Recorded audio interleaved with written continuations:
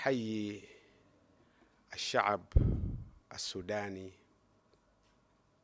وأحيي فخامة رئيس الجمهورية، وأشكر الله سبحانه وتعالى الذي أكرمني بهذه اللحظات السعيدة أن أمثل بلدي جمهورية أوغندا في بلدي الثانية جمهورية السودان. أتشرف أولاً بنقل تحيات فخامة رئيس جمهورية أوغندا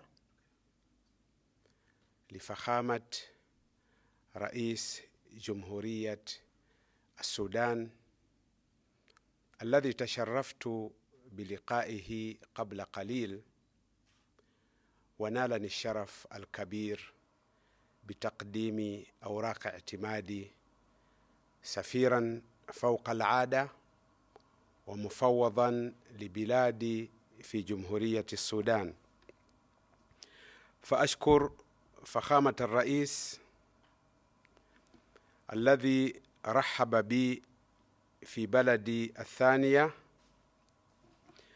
ويسر لي مشوار عملي سفيراً في بلدي الثانية بأن قدمت أوراق اعتمادي في بداية مشواري. أشكر فخامة الرئيس وأشكر جمهورية السودان حكومة وشعبا على هذه الحفاوة التي حظيت بها من لحظة قدومي إلى بلدي الثانية حتى اللحظة. كما أشكر فخامة الرئيس وأشكر حكومة جمهورية السودان على الدعم الذي قدموه لسلفي سعادة السفير